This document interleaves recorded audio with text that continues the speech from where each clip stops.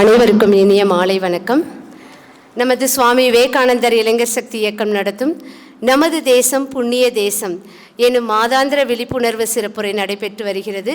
தற்போது 27வது மாதாந்திர சிறப்புரைக்கு வருகை தந்துள்ள அனைவரையும் நமது இயக்கத்தின் சார்பாக வரவேற்கிறோம்.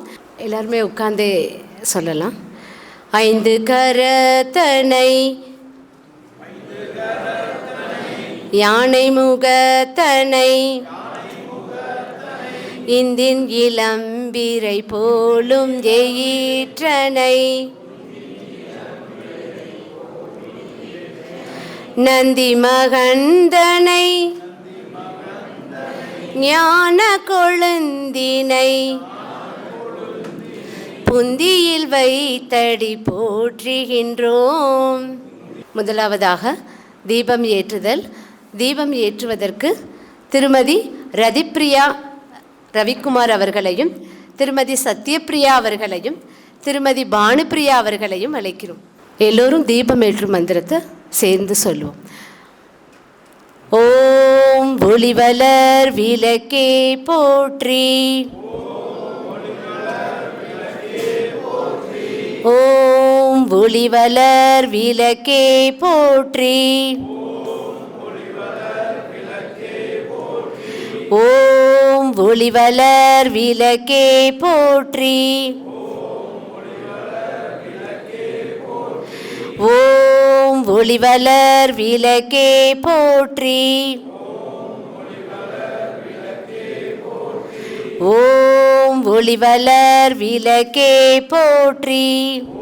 ஓம் ஒளிவளர் விளக்கே போற்றி, ஓம் ஒளிவளர் விளக்கே போற்றி, ஓம் ஒளிவளர் விளக்கே போற்றி, ஓம் ஒளிவளர் விளக்கே போற்றி, ஓம் ஒளிவளர் விளக்கே போற்றி. ஜீவனெல்லாம் இறைவன் என்ற ஞானத்திலே நாம் ஜீவ சேவை செய்ய வேண்டும் வாழ்க்கையிலே. நாலு மனித கடவுளை நாம் போற்றி நிற்போமே, பல நாம ரூப வேதம் நீக்கி பூஜை செய்வோமே. நாலு மனித கடவுளை நாம் போற்றி நிற்போமே, பல நாம ரூப வேதம் நீக்கி பூஜை செய்வோமே. கல்லுக்குள்ளே கடவுளை நாம் தொழுதது போதும், நம் கண்ணெதிரில் வாழும் அவனை தொழுதிடவாரும். கல்லுக்குள்ளே கடவுளை நாம் தொழுதது போதும், நம் கண்ணெதிரில் வாழும் அவனை தொழுதிடவாரும். பசி வயிறாய் காட்சி தந்தால் உணவளித்திடுவோம், பனிக்குளிரில் நடுங்கி நின்றால் உடையளித்திடுவோம். பசி வயிறால் காட்சி தந்தால் உணவளித்திடுவோம், பனிக்குளிரில் நடுங்கி நின்றால் உடையளித்திடுவோம். பாமரனாய் தோன்றி வந்தால் படிப்பளித்திடுவோம், தன் பகுத்தறிவால் உயர்வதற்கு வழிவகுத்திடுவோம். பாமரனாய் தோன்றி வந்தால் படிப்பளித்திடுவோம், தன் பகுத்தறிவால் உயர்வதற்கு வழிவகுத்திடுவோம். ஜீவனெல்லாம் இறைவன் என்ற ஞானத்திலே நாம் ஜீவ சேவை செய்ய வேண்டும் வாழ்க்கையிலே. நன்றி. தற்போது வரவேற்புரை வழங்க திரு சம்பத்ஜி அவர்களை அழைக்கிறேன்.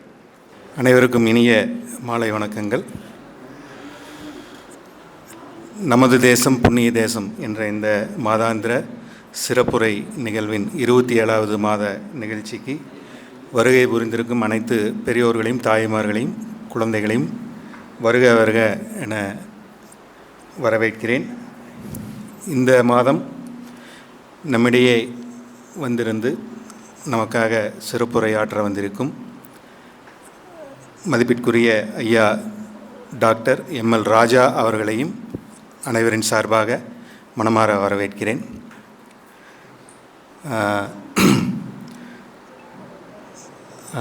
ஐயாவை பற்றிய ஒரு சிறிய அறிமுகம். அவர் கண் மருத்துவர். அவருடைய சொந்த ஊர் ஈரோடு.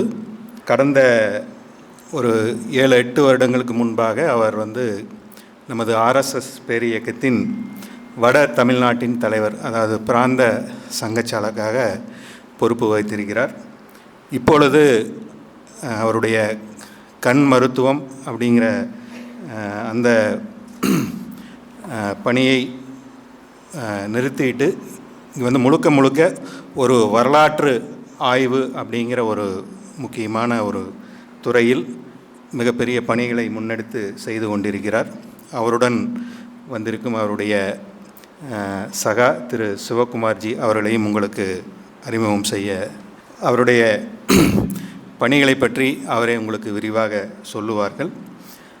இந்த மாதம் அவர் நமக்காக பேச இருக்கும், அல்லது நீங்கள் வந்தவுடனே எல்லோருமே கண்டிப்பாக இதை பார்த்துருப்பீங்க. நம்ம ஒவ்வொரு முறையும் ஒரு சொற்பொழிவு தான் கேட்போம். இந்த முறை அவர் வித்தியாசமாக நம்மளுக்காக சுவாமி விவேகானந்தரும் அவருடைய நவீன அறிவியலுக்கான அவர் பங்களிப்பை பற்றி விரிவாக நமக்கு ஸ்லைட்ஸோட விளக்க போகிறாரு. சுவாமி விவேகானந்தரை நம்ம இதுவரைக்கும் பல சிறப்புரை நிகழ்வில் நம்ம பல முக்கிய சிறப்பு விருந்தினர்கள் விரிவாக எடுத்து சொல்லியிருக்காரு. நம்ம நிறையா படிச்சிருக்கோம். ஆனால் இந்த ஒரு அவருடைய இந்த நவீன விஞ்ஞானத்திற்கு அவருடைய பங்கு அப்படிங்கிறத பற்றி நம்ம இதுவரைக்கும் எந்த ஒரு பெரிய நமக்கு அந்த கருத்தில் நம்மளுக்கு இதுவரைக்கும் ஒரு புரிதல் இல்லை. இந்த மாதம் அந்த குறையை நமது ஐயா அவர்கள் நமக்கு போக்கும் விதமாக பல நல்ல கருத்துக்களை சொல்லப் போகிறார்கள். சுவாமி விவேகானந்தரை பற்றி நம்ம பேசணும் அப்படின்னா பேசிகிட்டே இருக்கலாம். அவர்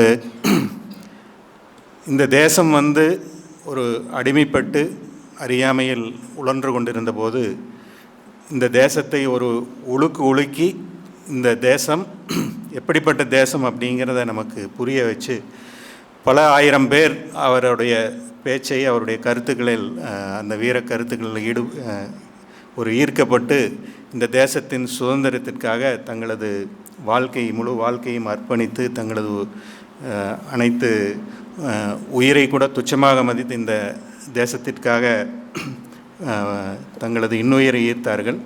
அப்படிப்பட்ட ஒரு மகத்தான வீரத்துறவி. அவர் அவருக்கு பல கனவுகள் இருந்தது. அதாவது நம்ம அவர் அந்த பரிவராஜராக இந்த தேசம் முழுக்க சுற்றி இந்த கன்னியாகுமரி பாறையில் அமர்ந்து 3 நாள் தவம் இயற்றி இந்த தேசம் எப்படி இருந்தது, ஒரு மகோன்னதமான ஒரு தேசமாக இருந்தது, அவருடைய காலத்தில் அது எப்படி ஒரு அடிமைப்பட்டு ஒரு மிக மோசமான ஒரு துன்பத்தில் இருந்தது அப்படிங்கிறதையும் பார்க்கிறாரு. அதே போல் இந்த தேசம் மறுபடியும் எப்படி ஒரு மகோன்னதமான நிலையை அடையும் அப்படிங்கிறத உறுதியாக அவர் நம்புகிறாரு. அதற்கான ஒரு பெரிய திட்டத்தோடு தான் அவர் அமெரிக்கா கிளம்பி போகிறாரு. அது போயிட்டு வந்த பிறகு தான் அவர் ராமகிருஷ்ண மடம் அப்படிங்கிற மடத்தை ஸ்தாபிக்கிறாரு.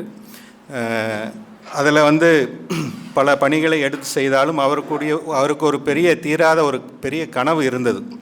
அதாவது இந்த தேசம் மறுபடியும் அந்த ஒரு பெரிய மகோன்னத நிலைமையை அடைய வேண்டும், இந்த உலகுக்கெல்லாம் ஒரு வழிகாட்டியாக மாற வேண்டும் என்றால் இந்த தேசத்தின் ஆயிரம் யுவதிகளும் இளைஞர்களும் இந்த தேசத்திற்காக தங்களுடைய வாழ்க்கையை, தங்களுடைய அந்த தேசப்பற்று, அந்த கடவுள் பக்தி இதையெல்லாம் மனதில் கொண்டு இந்த ஏழை எளியவர்கள் மேல் ஒரு தீராத பற்று கொண்டு அந்த அவருடைய வாழ்க்கையை இந்த தேசத்திற்காக அர்ப்பணிக்க வேண்டும் அப்படிங்கிற ஒரு பெரிய கனவு இருந்தது.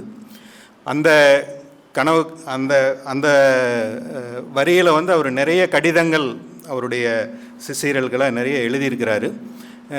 அதை விரிவாக சொல்ல முடியாது. ஆனால் அவருடைய அந்த அனைத்து விதமான அந்த எதிர்பார்ப்பு, கனவு அதையெல்லாம் இன்றைக்கு ஒரு இயக்கம் அதை முன்னெடுத்து அவருடைய கனவை மெய்ப்பிக்கிறது அப்படின்னா அது ஆர்எஸ்எஸ் பேர் இயக்கம். அந்த இயக்கம் இன்றைக்கு அவர் எப்படி ஒரு இந்த நாட்டில் ஒரு மறுமலர்ச்சி வர வேண்டும் என்று அவர் எண்ணினாரோ அத்தனை துறைகளிலும் அதனுடைய அந்த துணை அமைப்புகள் மூலம் அத்தனை துறைகளிலும் பெருவாரியான துறைகளில் பல ஆயிரம் பேர் தங்களுடைய முழு வாழ்க்கையும் அர்ப்பணித்து வேலை செய்து கொண்டிருக்கிறார்கள். இந்த தேசம் மீண்டும் ஒரு பெரிய நிலையை அடையும் அப்படிங்கிற ஒரு உறுதியோடு இந்த பணியை செய்து கொண்டிருக்கிறார்கள். அந்த விதத்தில் சுவாமி விவேகானந்தர் நமக்கு இந்த தேசத்திற்கு ஒரு மிகப்பெரிய விடிவெள்ளி வழிகாட்டியாக வாழ்ந்து கொண்டிருக்கிறார், வாழுவார். நம்மிடையே எப்பொழுதும் அவர் நமக்கு ஒரு உந்து சக்தியாக இருந்து கொண்டிருப்பார் அப்படிங்கிறது நம்ம எல்லோரும் கண்டிப்பாக இந்த அரங்கத்தில் இருப்பவர்கள் எல்லோரும் நாம் உறுதியாக நம்புகிறோம். இந்த விதத்தில் இன்றைக்கு ஒரு வித்தியாசமான ஒரு தலைப்பில் அவர் எம்எல் ராஜாஜி நம்மளுக்கு பல கருத்துக்களை விரிவாக எடுத்து சொல்ல போகிறார்கள். உங்களுக்கு எந்த சந்தேகங்கள் இருந்தாலும் அவரிடம் கேட்டு தெளிவு பெற்றுக்கொள்ளலாம். இப்பொழுது அனைவரின் சார்பாக அவரை பேச அழைக்கிறேன்.